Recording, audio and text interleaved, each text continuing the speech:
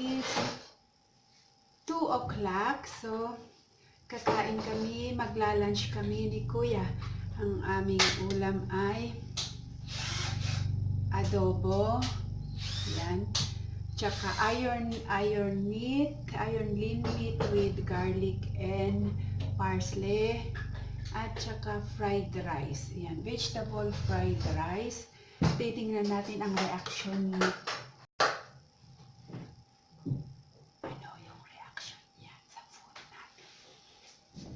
Oh, come on, let's eat, Kuya. My Kuya.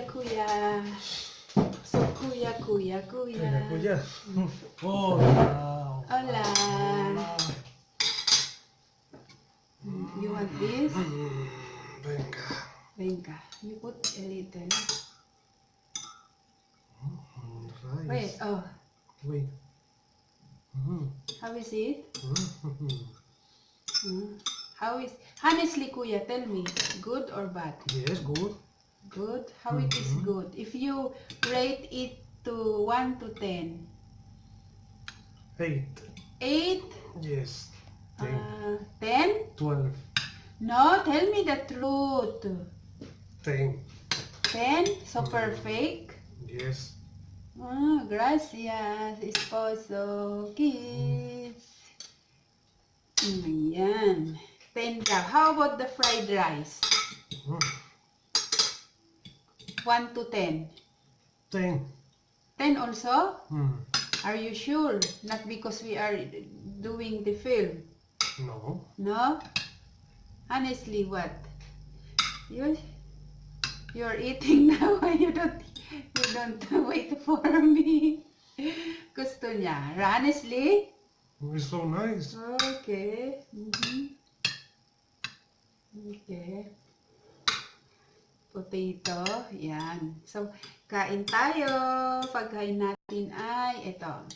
Adobo. Lunch namin 2 o'clock. Ayan. Gusto ko ng sauce. Kuya, I have a question. What is your favorite Filipino food? This and the What this? adobo and the rice. Fried rice? Yes. How about the one in good taste? The ternera, the beef. The beef steak. Kasi nung umuwi kami sa Pinas, ang pangalan nito, kumain kami sa Good Taste. Ang in-order niya ay fried rice, garlic fried rice, at saka yung pangalan nito, yung beef steak.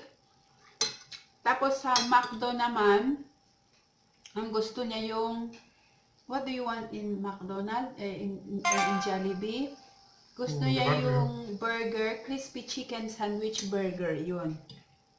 At saka sa Mang Inasal naman gusto niya yung... That is in McDonald's. Yes. Sa Mang Inasal gusto niya yung... In Jollibee, the burger. Okay. And Mang Inasal yung barbecue lang. Yun. Wala na. The last food there in SM. That is Mang Inasal. With the family. Yeah, that is Mang Inasal. Yan. Yung barbecue inasal yun. Dahan-dahan ko siyang pinapakain ng vegetable. Kaya gumawa ako ng fried rice. Pero veggies. May carrots at saka may peas. You want more? Get.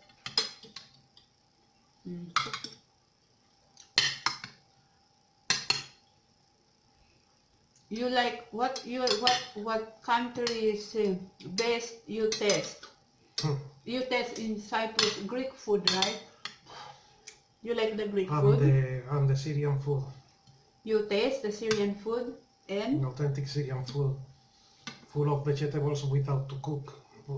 yung ayaw niya kasi yung anuhan niya yung And the meat no is the best. I think it was lamb what they put to me. yes, lamb. That the one have smell. I asked for beef. And said, yes, beef. And then I said, it's chicken? Yes, it's chicken.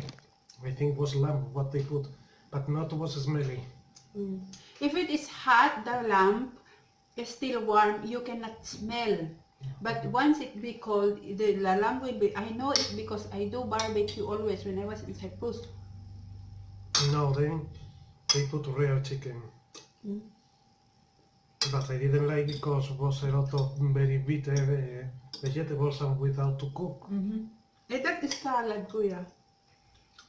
Yung ano, ang sinasabi niya, ano yung tawag doon? Kebab. That is called kebab. It was other thing, I don't remember. Okay. And the Greek diet is based in fermented milk and cheese is bluff. No, because really they are fan of cheese, they're fan of salad, like that. But their salad is the vegetable that is crude. They just put oil, olive oil, vinegar, cheese, feta cheese, like that. Better Spain. Or Italy. Pasta. No, it's only the pasta in Italy. Garden salads, pizza, did you like bolognese,